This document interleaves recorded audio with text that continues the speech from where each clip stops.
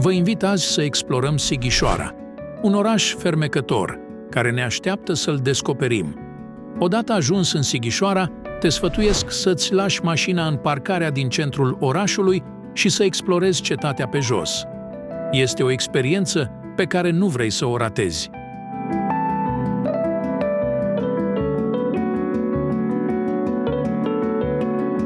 Unul dintre simbolurile Sighișoarei este turnul cu ceas, o prezență impunătoare care veghează asupra orașului de sus și de jos. După cum puteți vedea, a intrat în renovarea pe care o aștepta de multă vreme. Se înalță falnic, la peste 64 de metri. Sighișoara a fost întemeiat de coloniștii germani, numiți sași, în secolul al XII-lea. Așezarea a fost construită pe o colină, având un rol dublu, defensiv și comercial. În acea vreme, Sighișoara s-a integrat în rețeaua de orașe săsești din Transilvania, contribuind la prosperitatea regiunii.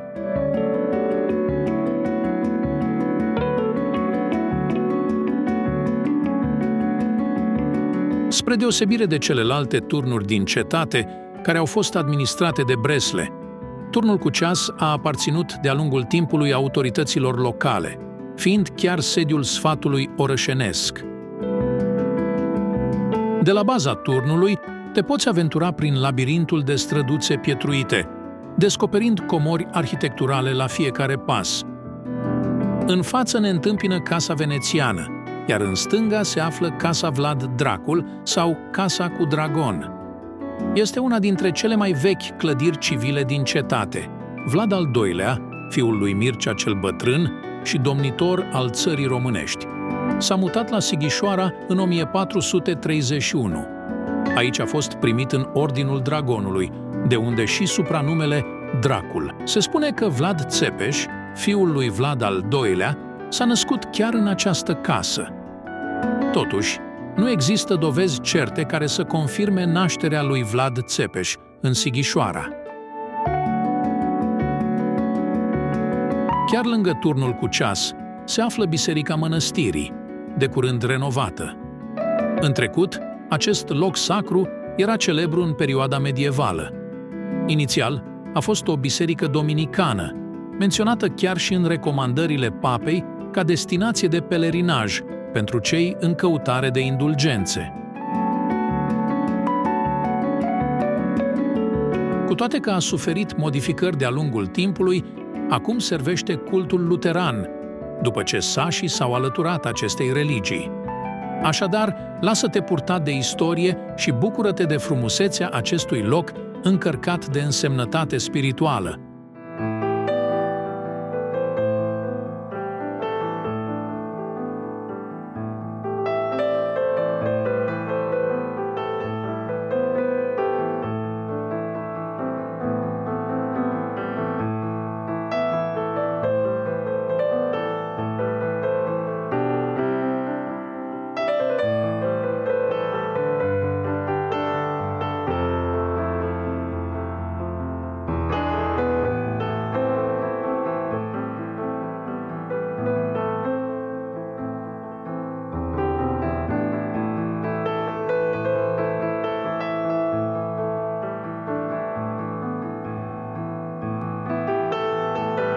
Cetatea era înconjurată de un zid lung de 930 de metri, inițial având o înălțime de aproximativ 4 metri.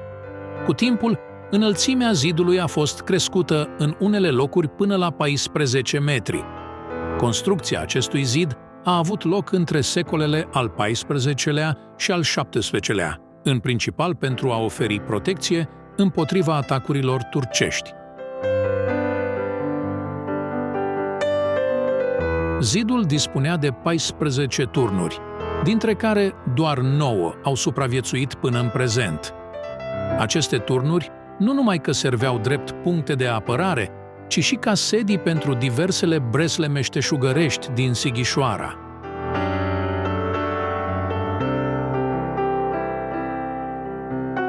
Turnul Fierarilor servea ca turn de apărare pentru porțile de sud, fiind și depozit de arme și muniție. cu o înălțime de aproximativ 30 de metri, acesta adăpostește azi un mic muzeu ce oferă informații despre istoria fortificațiilor și meșteșugarilor din Sighișoara.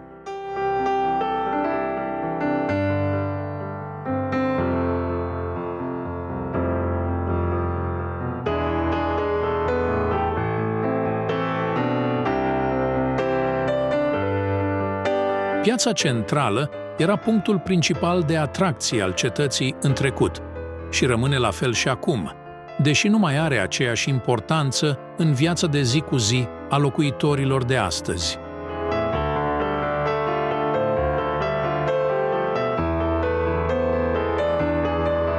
Nuanțele cu care sunt pictate casele sunt cele originale din perioada medievală.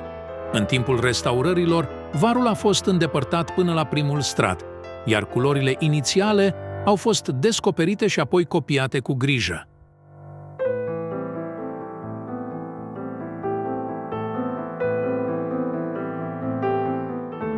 În mijlocul pieței, trenulețul îmbie turiștii la o plimbare.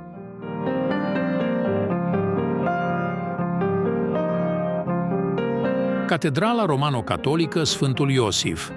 Construită în 1895, sub îndrumarea preotului paroh Iosef Weiss, într-un stil eclectic, îmbinând elementele neogotice și neoromanice, această biserică este o bijuterie arhitectonică ce atrage privirile tuturor.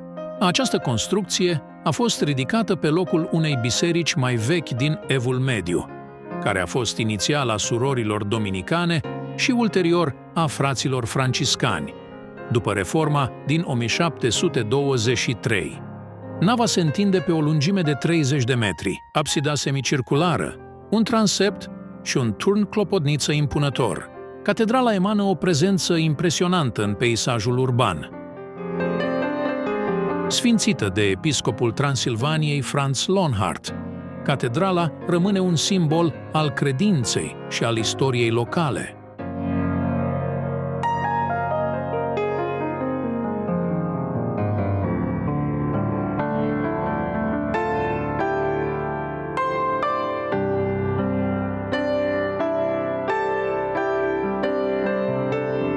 Cu un rol inițial de apărare, turnul Cizmarilor a fost menționat încă din anul 1521, dar aspectul său actual a fost conturat în 1681.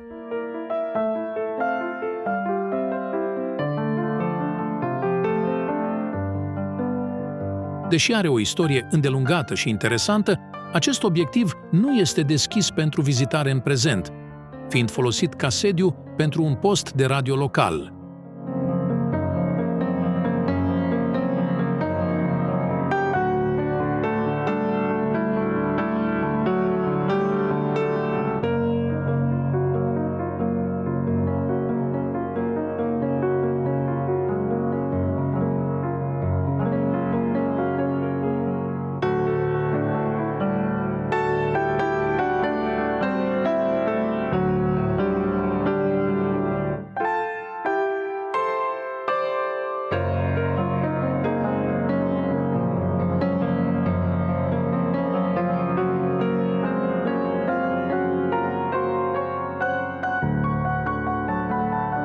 Turnul Croitorilor a avut un rol crucial în apărarea cetății. Este important de menționat că acest turn îndeplinea rolul de poartă de acces în cetate și că a fost afectat de incendiul din anul 1676. Ulterior, a fost reconstruit.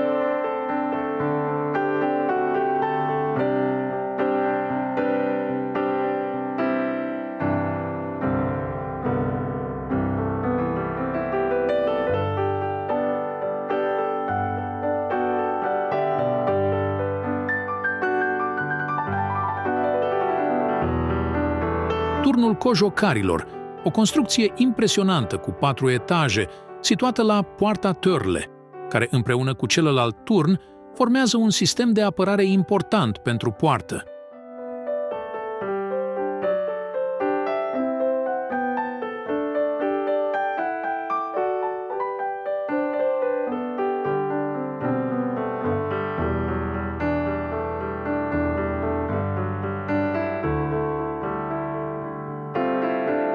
Cu o vechime ce datează din secolul al XV-lea, turnul Măcelarilor se remarcă prin forma sa hexagonală. Această formă specială permițându-i să asigure un câmp de tragere în toate direcțiile, contribuind eficient la apărarea cetății.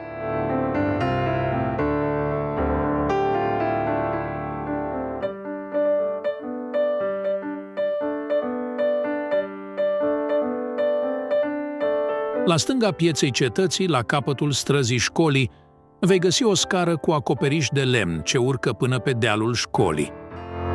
La început, scara avea aproximativ 300 de trepte, dar numărul acestora a fost redus pe parcurs la doar 175. Acum sunt grupate câte 6 trepte una după alta, urmate de o platformă de odihnă. Aceste scări au și o semnificație simbolică. Amintesc de cele 6 zile lucrătoare, urmate de o zi de odihnă.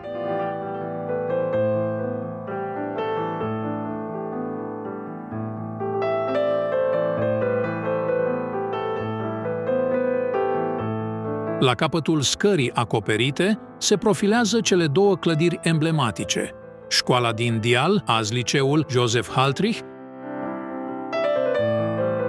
și biserica din Dial. Ambele clădiri au avut o importanță deosebită pentru locuitorii vechii cetăți a Sighișoarei și rămân și astăzi puncte de atracție cheie în oraș, atât pentru turiști, cât și din punct de vedere funcțional. Ele sunt încă folosite în scopurile pentru care au fost construite, păstrându-și astfel relevanța în comunitatea locală.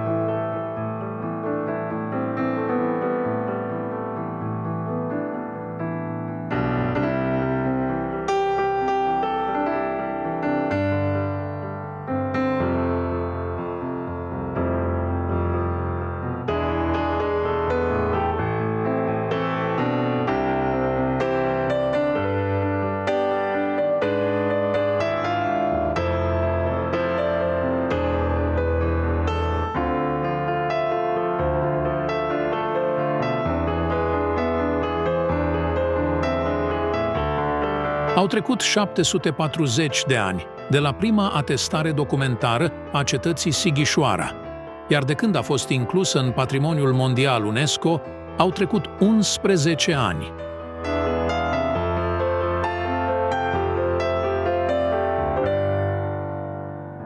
Astăzi, este una dintre cele mai mari cetăți medievale din Europa, care a fost în mod constant locuită.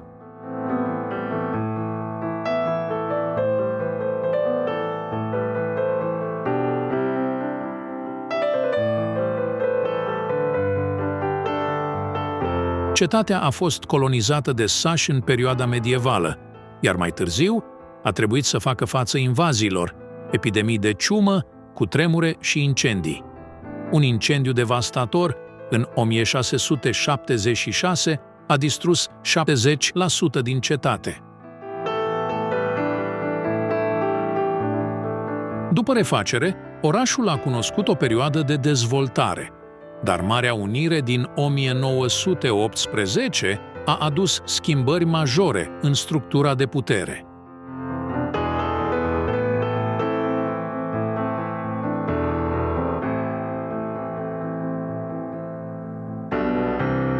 Astăzi există localități bine conservate și altele în paragină.